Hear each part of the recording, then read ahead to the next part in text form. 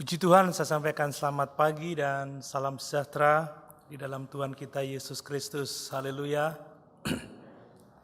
Puji Tuhan, kiranya kita dapat bersungguh-sungguh dalam beribadah sekalipun sebagian besar ada yang di rumah, di ruang agape dan di ruangan ini.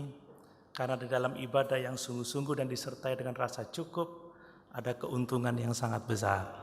Puji Tuhan. Saya akan masih melanjutkan khotbah saya minggu lalu tentang bagaimana respon kita terhadap perlakuan yang tidak adil, terutama dari otoritas di atas kita.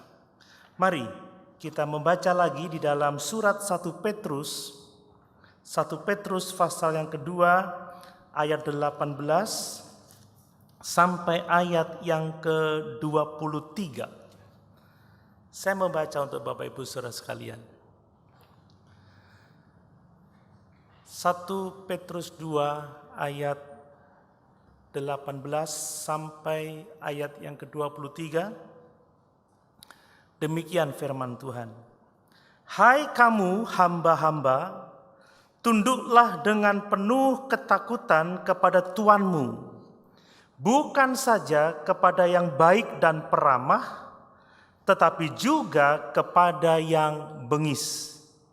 Sebab adalah kasih karunia jika seorang karena sadar akan kehendak Allah menanggung penderitaan yang tidak harus ia tanggung. Sebab dapatkah disebut pujian jika kamu menderita pukulan karena kamu berbuat dosa?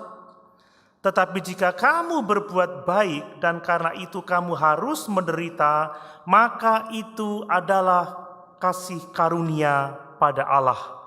Sebab untuk itulah kamu dipanggil, karena Kristus pun telah menderita untuk kamu dan telah meninggalkan teladan bagimu, supaya kamu mengikuti jejaknya.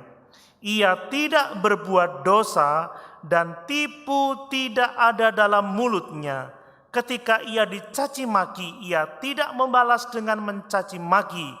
Ketika ia menderita, ia tidak mengancam, tetapi ia menyerahkan kepada Dia yang menghakimi dengan adil. Puji Tuhan. Haleluya.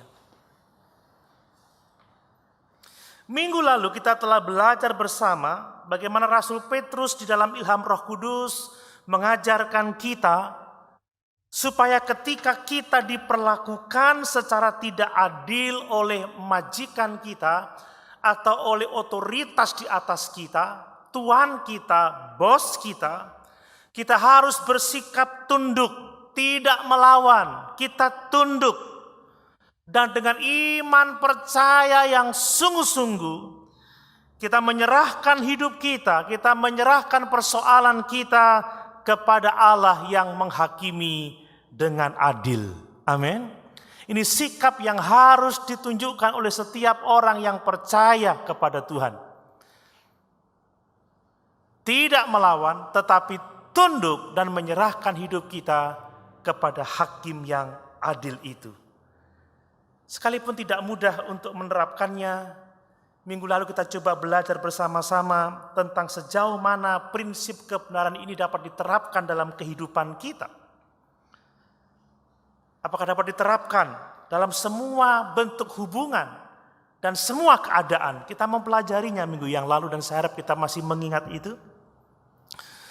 Kita juga belajar kapan kita dapat membela diri, tentunya dengan lemah lembut, dengan hormat, dengan santun, dan tetap tunduk saat pembelaan diri kita tidak diterima. Kita juga belajar kapan waktunya kita bisa keluar dari otoritas yang jahat, dari otoritas yang tidak takut kepada Tuhan. Minggu lalu kita telah melihat dua hal penting untuk memperjelas hal-hal yang saya kemukakan di atas tadi, saudara. Hal yang pertama, kita melihat bahwa ketundukan itu adalah sesuatu yang harus, sesuatu yang mutlak dilakukan oleh setiap orang yang ada di bawah otoritas. Jadi kita harus tunduk kepada otoritas di atas kita. Amin. Ini kehendak Allah, ini kemauan Tuhan, saudara.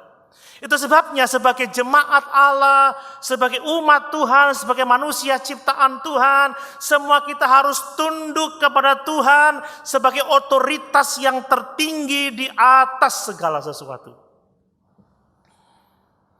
Anak Tuhan harus tunduk kepada Tuhan. Amin. Amin. Apapun yang terjadi, apapun yang dilakukannya kepada kita, dan kita tahu tentunya semuanya baik. Kita harus tunduk, taat kepada Tuhan, otoritas tertinggi. Kita harus belajar dengar-dengaran kepada Tuhan Allah kita. Kemudian sebagai warga bangsa, sebagai masyarakat, sebagai penduduk negeri ini saudara, kita harus tahu tunduk kepada pemerintahan, kepada pemerintah-pemerintah yang ada di negara ini. Mulai dari RT, RW, ya, kepala desa, camat, sampai pimpinan yang tertinggi. Sebagai warga negara kita harus tunduk kepada pemerintah, sekalipun mungkin kita diperlakukan dengan tidak adil oleh otoritas di atas kita itu. Istri tunduk kepada suaminya karena suami adalah kepala istri. Anak-anak harus tunduk menghormati orang tua, karena inilah yang dikehendaki oleh Allah, kata firman Tuhan, supaya panjang umurmu di bumi ini, supaya baik keadaanmu. Semua yang di bawah otoritas harus tunduk terhadap otoritas di atasnya. Demikian juga jemaat harus tunduk kepada gembala, penatua-penatua yang memimpin domba-domba Allah itu. Sebab tidak ada pemimpin yang tidak ditetapkan oleh Allah. Allah yang menetapkan gembala, guru untuk menjadi pemimpin dalam jemaat, dan jemaat harus belajar tunduk pada otoritas gembala. Dan dalam teks ini saudara, seorang karyawan, seorang pegawai harus tunduk kepada majikannya, harus tunduk kepada tuannya. Itu yang pertama yang kita pelajari, bahwa setiap orang yang hidup di bawah otoritas, dia harus mutlak tunduk kepada otoritas yang ada di atasnya. Hal yang kedua kita belajar minggu yang lalu adalah bahwa alasan kita untuk tunduk kepada otoritas di atas kita tidak hanya kepada yang baik dan peramah, tetapi juga kepada yang bengis, adalah supaya kita dapat menyenangkan hati Tuhan, dan supaya kita dapat menjadi saksi bagi orang-orang yang terhilang, supaya mereka dapat diselamatkan. Amin. Ini motivasi yang harus kita bangun. Petrus berkata, "Hai kamu hamba-hamba, tunduklah dengan penuh ketakutan kepada Tuhanmu." Dalam terjemahan NIV dikatakan, di dalam takut akan Allah kamu harus tunduk kepada Tuhanmu. Apa artinya saudara? Di dalam takut akan Allah kamu harus tunduk kepada Tuhanmu adalah bahwa tunduk kepada Tuhan, otoritas di atas kita, adalah kehendak Allah. Kalau orang sungguh-sungguh takut akan Tuhan, dia akan tunduk kepada otoritas di atasnya. Kalau kita tidak tunduk kepada otoritas di atas kita, maka kita tidak menyenangkan hati Tuhan. Sama saja kita tidak takut kepada Tuhan. Jadi kalau kita mengaku orang-orang yang takut akan Tuhan, tunduk pada otoritas di atas kita. Amin. Sebagai warga negara, tunduk pada pemerintah. Apa yang mereka atur kita mau lakukan. Istri-istri tunduk kepada suaminya, anak-anak menghormati orang tuanya. Jemaat tunduk pada gembalanya, dan karyawan tunduk pada majikannya. Ini kehendak Tuhan untuk menyenangkan hati Tuhan. Tidak ada cara lain. Dalam hal ini tunduk kepada otoritas di atas kita. Kemudian yang kedua adalah untuk menjadi saksi bagi orang-orang yang terhilang. Apa kata dunia kalau kita hidup sebagai pemberontak, sebagai orang-orang yang tidak mencerminkan hidup Kristus dalam keseharian kita, maka nama Tuhan tidak dipuji dan dipermuliakan. Ketika orang-orang percaya mempromosikan ketundukan, ketaatan, sikap hormat kepada otoritas, itu menjadi saksi yang sangat kuat untuk membawa jiwa-jiwa kepada Kristus.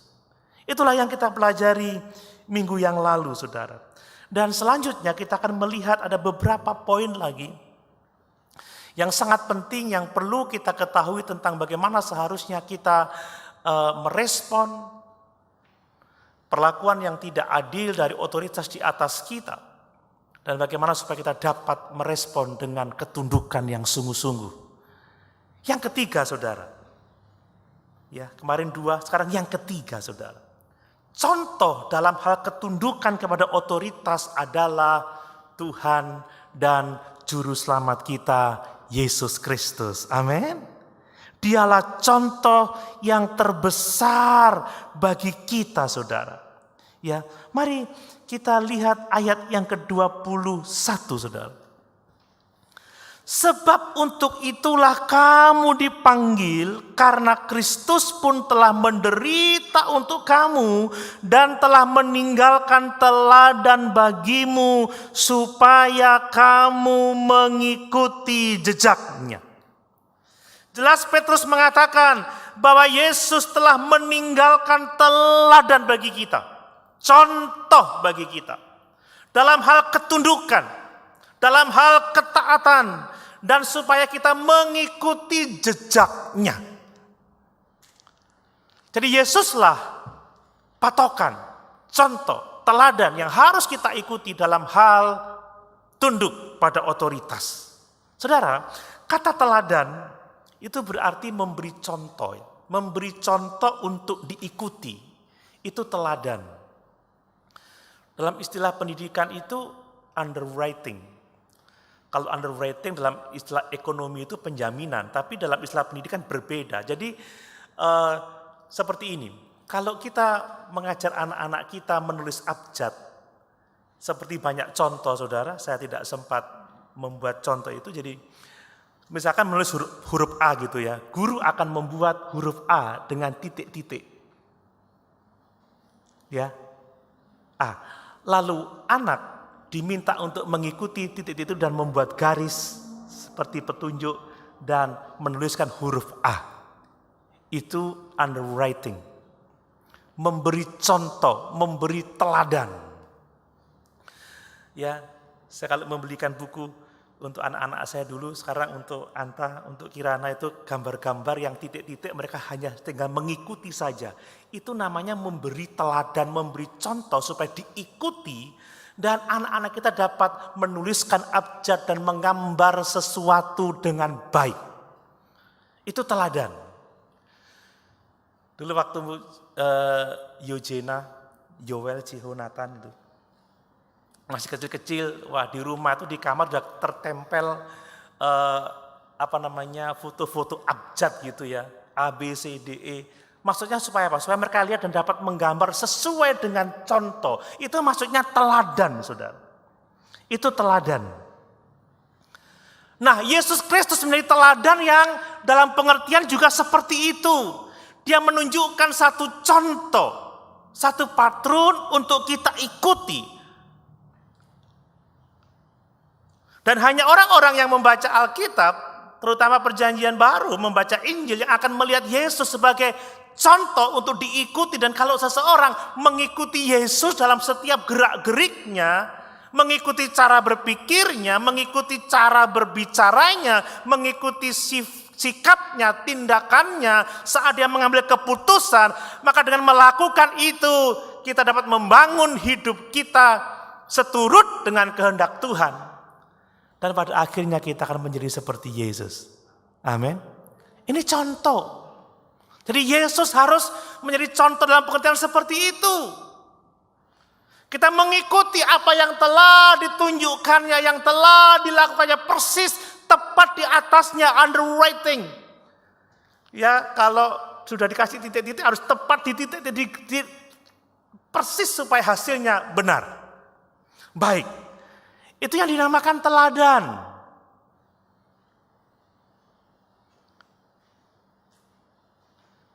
Semacam kalau orang melatih gerakan olahraga tertentu, senam yoga misalkan, orang harus mengikuti contohnya dengan benar waktu geleng kepala, kalau salah nanti bisa lehernya bisa patah.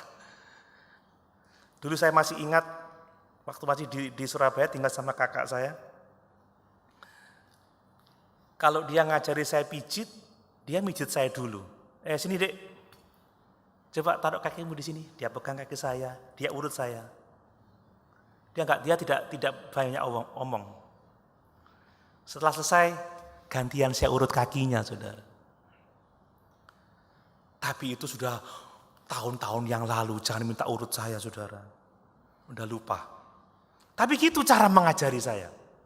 Ditunjukkan, diberi contoh. Mari saudara, kalau kita dengan cermat mengikuti bagaimana Yesus hidup, bagaimana dia berbicara, bagaimana dia bersikap, bertindak, mengambil satu keputusan, maka hidup kita semakin hari akan semakin serupa dengan Yesus. Kemudian mengikuti jejak, saudara. Tentunya kita tahu apa artinya mengikuti jejak. Ini dapat diibaratkan seperti seorang anak kecil yang mengikuti ayahnya dari belakang, mengikuti jejak ayahnya. Kalau di tanah yang gembur, saudara, jejak kaki itu bisa kelihatan. Atau paling gampang contoh adalah kalau berjalan di atas salju, pasti ada jejaknya. Mereka kalau saljunya itu tebalnya sampai 2 cm, di atas tanah pasti ketika menginjak salju yang lembut itu akan meninggalkan jejak. Seorang anak yang mengikuti jejak ayah, dia akan menaruh telapak kakinya di jejak-jejak ayahnya. Itu mengikuti jejak, saudara. Jadi ada jejak telapak kaki, ditaruhlah kakinya. Jejak telapak kaki, ditaruhlah kakinya. Jejak telapak, terus seperti itu. Itu namanya mengikuti jejak, saudara. Dengan cara yang sama kita harus mengikuti jejak Yesus Kristus. Mengikuti jejaknya, saudara. Lihat itu, kita dipanggil untuk tujuan itu. Ya, sebab Kristus pun telah menderita untuk kamu dan telah meninggalkan teladan bagimu supaya kamu mengikuti jejaknya. Kalau kita mengikuti jejak-jejak kaki Yesus, kita menempatkan kaki kita di jejak kaki Yesus, maka kita akan sampai di tempat di mana Kristus berada. Amin, saudara. Dimanapun dia berada, kita akan berada kalau kita setia mengikuti jejaknya. Dan saudara tahu, jejak-jejak kaki Yesus di atas muka bumi ini pada akhirnya menghentar dia kemana, saudara? Kemana? Ke salib. Amin. Amin. Ke salib. Kalau saudara mengikuti jejak Yesus dengan benar, saudara dapat mengharapkan penderitaan. Saudara dapat mengharapkan kesukaran, kesusahan. Makanya apa kata Tuhan Yesus? Barang siapa mau mengikut aku, dia harus menyangkal dirinya, memikul salibnya dan mengikut aku.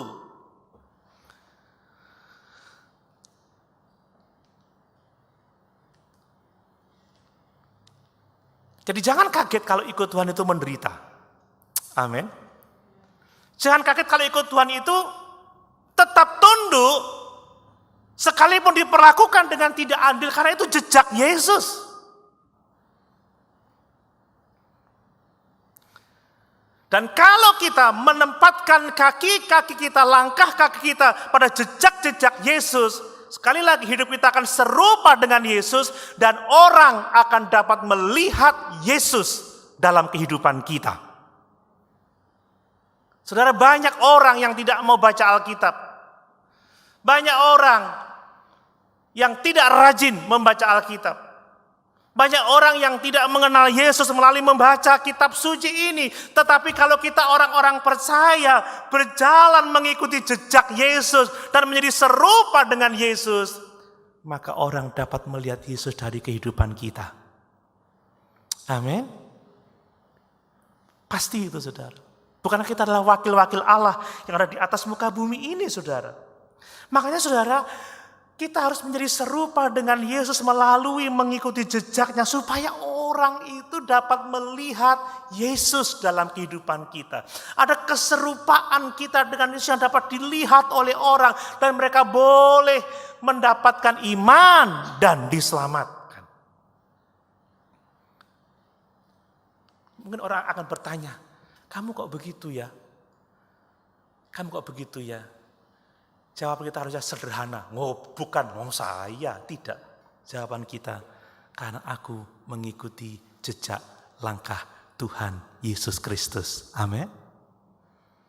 Saudara, itu bukan sesuatu yang lemah loh saudara. Itu sesuatu yang luar biasa. Mari saudara, biarlah dengan mengikuti teladannya, mengikuti jejaknya, kita semakin hari semakin serupa dengan Yesus. Sekalipun saya nggak gondrong seperti Tuhan Yesus, nggak kumisan seperti Tuhan Yesus, nggak berjenggot seperti Tuhan Yesus, dengan mengikuti jejaknya ada keserupaan dengan Tuhan Yesus Kristus. Amin. Dalam menghadapi sesuatu, dalam berkata, bertindak, ya memutuskan sesuatu, merespon segala sesuatu, maka orang akan melihat Yesus dalam kehidupan kita. Ini akan menjadi kesaksian yang sangat kuat bagi hormat dan kemuliaan Tuhan kita, Yesus Kristus. Itu yang ketiga. Yang keempat, saudara, prinsip ketundukan itu akan menuntun kita untuk tidak membalas kejahatan dengan kejahatan. Amin.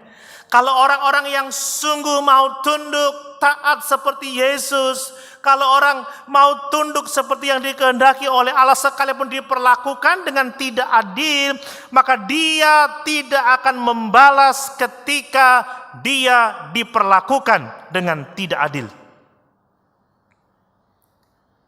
Sekali lagi, Yesus adalah teladan bagi kita. Coba kita lihat dari ayat yang ke-22 dan 23. Ia tidak berbuat dosa dan tipu tidak ada dalam mulutnya. Ketika ia dicaci maki, ia tidak membalas dengan mencaci maki. Ketika ia menderita, ia tidak mengancam, tetapi ia menyerahkannya kepada Dia yang menghakimi dengan adil. Saudara, kecenderungan kita manusia itu nggak bisa diam, saudara. Ya, kita ini inginnya membalas. Kalau kita merasa disakiti, nggak sengaja kita ngomong, ya sekarang 1-0, ya nanti 1-1. Ya sekarang giliranmu menang, nanti aku yang menang.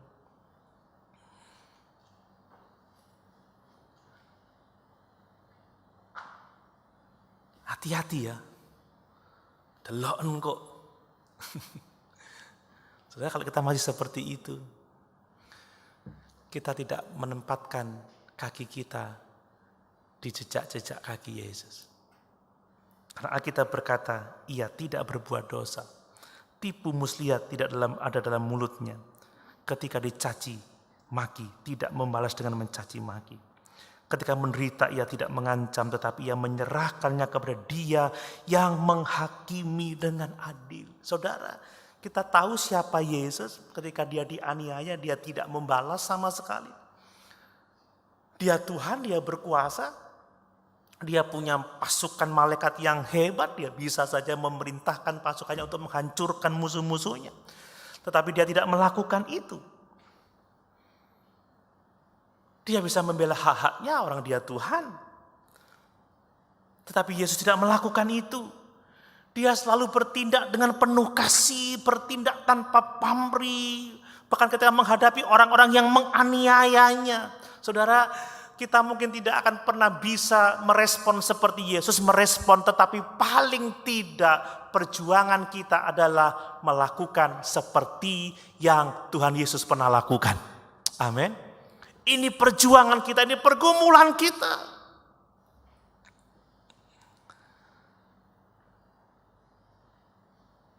Orang boleh berbuat apa saja, yang keji sekalipun, yang bengis sekalipun.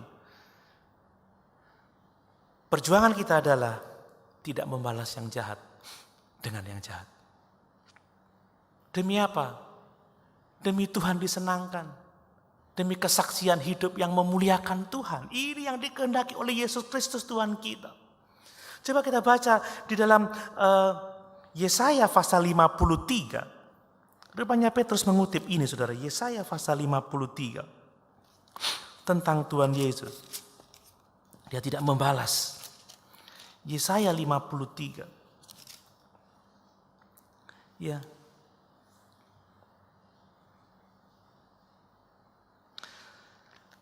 Ayat 1. Siapakah yang percaya kepada berita yang kami dengar dan kepada siapakah tangan kekuasaan Tuhan dinyatakan? Sebagai taruk ia tumbuh di hadapan Tuhan dan sebagai tunas dari tanah kering. Ia tidak tampan dan semaraknya pun tidak ada sehingga kita memandang dia, dan rupa pun tidak sehingga kita menginginkannya. Ia dihina, perhatikan, ia dihina dan dihindari orang. Seorang yang penuh kesengsaraan dan yang biasa menderita kesakitan. Ia sangat dihina sehingga orang menutup mukanya terhadap dia, dan bagi kita pun dia tidak masuk hitungan. Tetapi sesungguhnya penyakit kitalah yang ditanggungnya dan kesengsaraan kita yang dipikulnya. Padahal kita mengira dia kena tulah, dipukul dan ditindas Allah. Tetapi ia tertikam oleh karena pemberontakan kita. Dia diremukkan oleh karena kejahatan kita. Ganjaran yang mendatangkan keselamatan bagi kita ditimpakan kepadanya. Dan oleh bilur-bilurnya kita menjadi sembuh. Kita sekalian sesat seperti domba, masing-masing kita mengambil jalannya sendiri. Tetapi Tuhan telah menimpakan kepadanya kejahatan kita sekalian. Ini tidak adil, saudara, seharusnya. Ayat yang ke-7. Dia dianiaya, tetapi dia membiarkan diri ditindas dan tidak membuka mulutnya, seperti anak domba yang dibawa ke pembantaian, seperti induk domba yang keluh di depan orang-orang yang menggunting bulunya, ia tidak membuka mulutnya. Amin, Bapak Ibu. Dia tidak membalas. Dia tunduk pada otoritas Allah yang telah mengutusnya untuk menebus dosa seluruh umat manusia. Dia telah menderita bagi kita dalam kerelaan dan kesadaran akan kehendak Allah. Ini teladan yang hebat bagi kita, saudara. Jadi kalau orang yang benar-benar tunduk, dia tidak akan membalas kejahatan dengan kejahatan. Dia tidak melakukan pembalasan.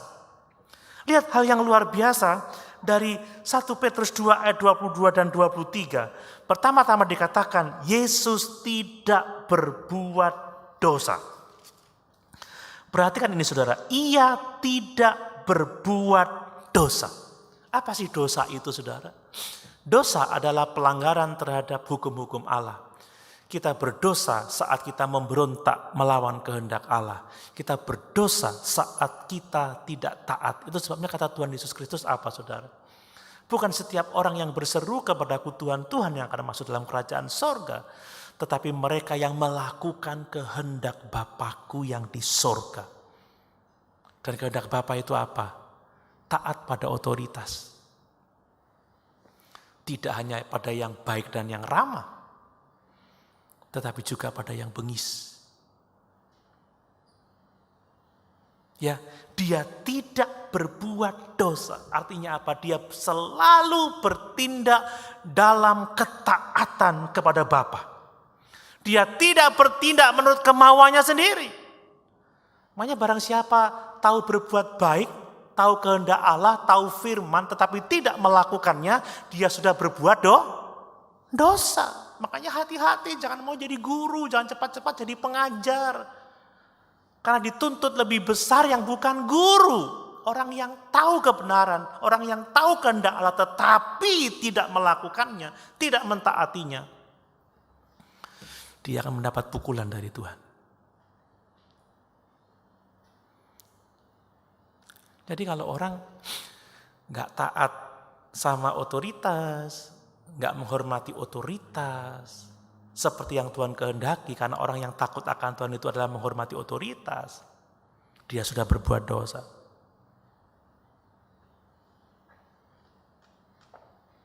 Dan ketika engkau berbuat dosa dan tidak bertobat, tunggu pukulan dari Tuhan. Yesus tidak berbuat dosa. Dan mari kita belajar untuk juga tidak berbuat dosa dengan selalu taat dan tunduk pada kehendak Allah yang mengasihi kita. Amin. Apa saja yang Tuhan mau. Mungkin itu penuh dengan penderitaan. Lebih baik menderita daripada berbuat dosa. Karena orang yang berbuat dosa akan juga menderita. Lebih baik menderita karena kebenaran daripada menderita karena berbuat dosa. Amin. Kemudian dikatakan, tipu tidak ada di dalam mulutnya.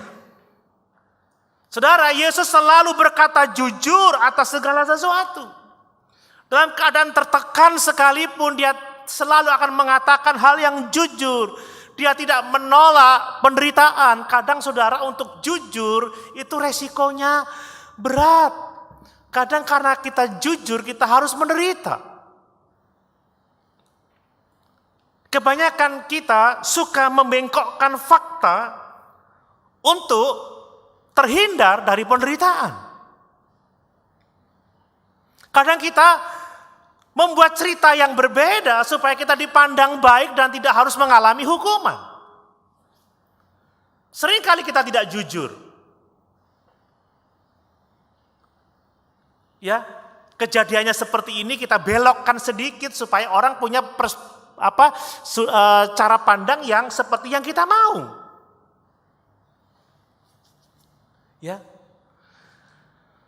Yesus tidak melakukan seperti itu. Dia berkata dengan jujur, dia berkata apa adanya. Makanya dia berkata, hendaklah katakan ya di atas ya dan tidak di atas tidak. Dan selebihnya dari itu adalah kejahatan. Karena kita terbiasa untuk membengkokkan fakta supaya kita terhindar dari tanggung jawab. Terhindar dari kesukaran, terhindar dari pukulan, terhindar dari penderitaan. Mungkin kita lolos dari pukulan sekarang, tapi nanti kita tidak akan lolos di hadapan tahta putih itu. Jujur. Ya. Yesus tidak pernah membengkokkan fakta. Tidak. Tapi kita yang sering kali melakukan itu. Mari kita belajar kepada Yesus. Berkata ya di atas ya, tidak di atas tidak. Mari kita membela diri kita dengan jujur apa adanya. Tidak menambahi fakta, tidak mengurangi fakta. Apa yang ada kita sampaikan dan selebihnya adalah kehendak Tuhan dan pertolongan Tuhan saja yang kita harapkan. Yang ketiga, perhatikan. Ketika ia dicaci maki, ia tidak membalas dengan mencaci maki. Saudara, bukankah seringkali ini pergumulan yang kita hadapi. Paling sulit untuk diam, paling sulit untuk tidak melakukan apa-apa ketika dicaci maki. Kadang kita nggak menjawab secara langsung karena kita takut sama orang itu, tetapi di belakang kita mencaci maki orang itu juga di hadapan orang lain.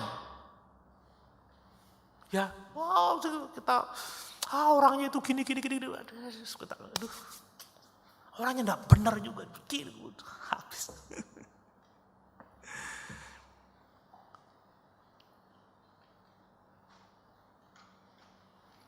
Saudara, Yesus tidak pernah mencaci maki, Yesus tidak pernah menghina. Hendaklah kita juga tidak pernah mencaci maki siapapun juga. Amin. Hendaklah perkataan kita penuh dengan hikmat dan dapat membangun orang yang mendengarnya. Sebab melalui perkataan kita banyak orang yang menerima kasih karunia Allah. Yang berikutnya saudara, ia tidak mengancam. Ia tidak mengancam, tetapi ia menyerahkan kepada Dia yang menghakimi dengan adil. Saudara, kadang kalau kita dalam keadaan yang terjepit, keadaan yang lemah, kita ditindas, diperlakukan dengan tidak adil. Kadang kita keluar kata-kata mengancam, awas ya nanti, awas ya tunggu pembalasanku, awas ya. Ini kebiasaan-kebiasaan yang harus kita buang dari dalam kehidupan kita. Yesus tidak menanggapi perlakuan yang tidak adil dengan ancaman. Tidak, sama sekali tidak. Dia diam. Seperti domba kelu yang dibawa di tempat pembantaian. Tidak mengeluarkan sepatah kata apapun juga. Apakah ini kelemahan? Tidak.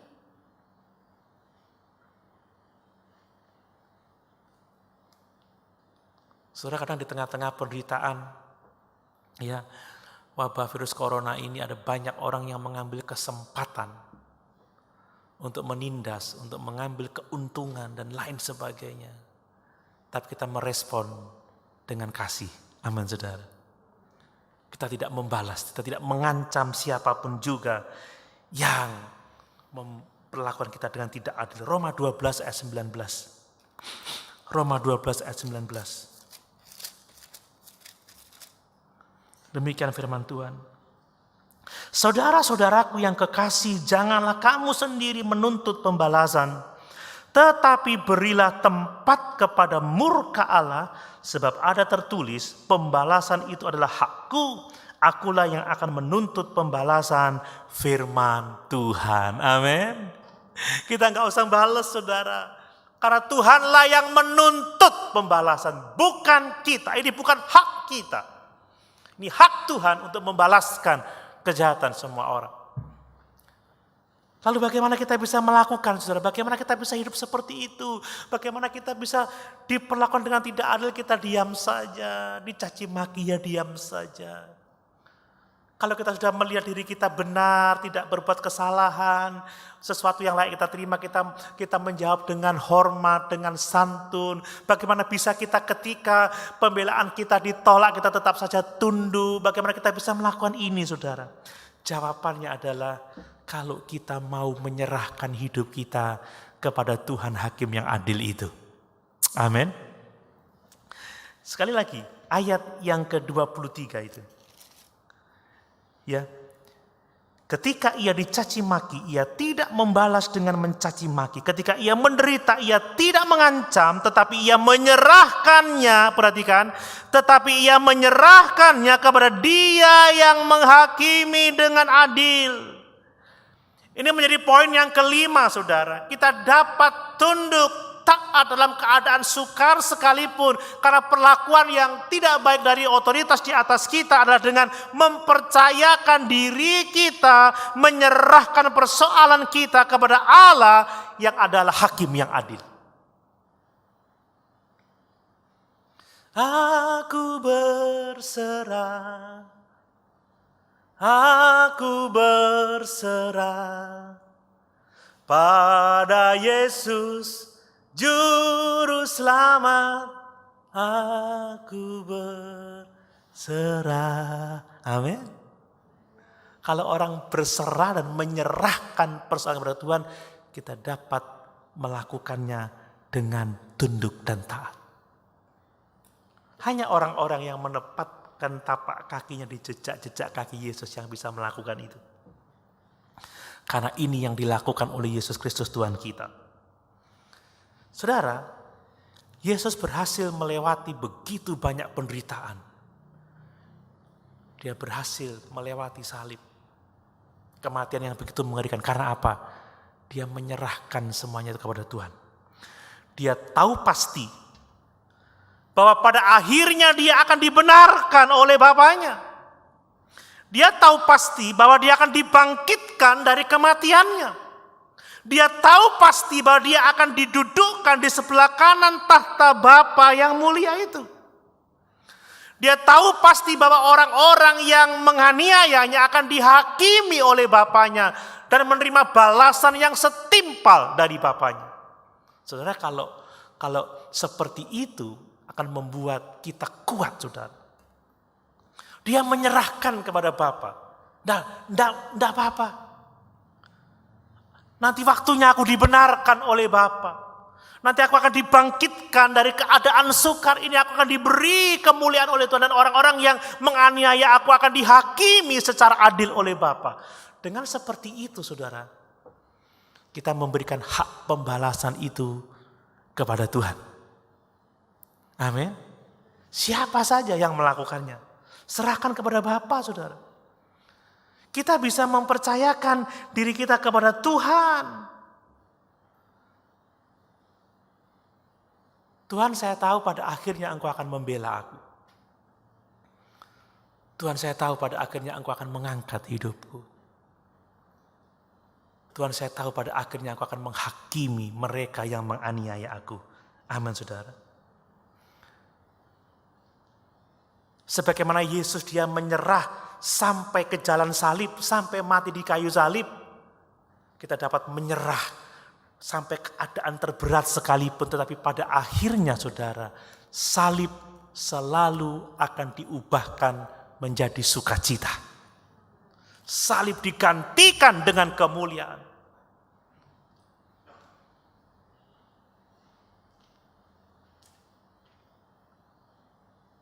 Perhatikan bahwa Tuhan Yesus dalam Kolose, kemuliaannya yang luar biasa itu.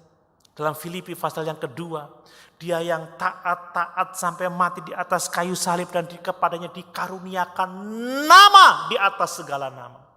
Saudara, kalau kita tahu bahwa di akhir semua penderitaan kita adalah kemuliaan, kita pasti dapat tunduk taat seperti yang dikehendaki oleh Tuhan. Percaya Tuhan akan memperbaiki segala sesuatu. Amin saudara. Tugas kita adalah mempercayai Tuhan, tunduk kepadanya, dan tunduk kepada otoritas di atas kita. Bahkan saat kita diperlakukan dengan tidak adil, tetap kita menghormati otoritas di atas kita. Kenapa? Karena kita menyerah kepada Tuhan. Kita tahu pada akhirnya Tuhan membela kita. Tuhan menolong kita, Tuhan memuliakan kita, dan Tuhan akan menghakimi dengan adil mereka yang berbuat jahat. Ingat, mata Tuhan tertuju kepada umatnya, tetapi wajahnya tertuju kepada melawan orang-orang yang congkak, orang-orang yang sombong, orang-orang yang jahat. Saudara, saya akan tutup khotbah ini dengan perkataan ini. Bahwa tujuan besar dari kita mengikut Yesus adalah menjadi seperti Yesus. Amin. Kita sering kali menyanyikan itu. Seperti Yesus. Seperti Yesus. Itu saja ku pinta. Dalam jalanku sampai ke surga, saya mau seperti Yesus. Mau seperti Yesus? Tampak hebat ya saudara ya. Tampak luar biasa ya. Kita menyanyikan kadang dengan air mata yang berlinang, dengan tangan yang terangkat. Tapi kadang kita terhenyak ketika kita tahu bahwa menjadi seperti Yesus artinya kita tunduk pada otoritas.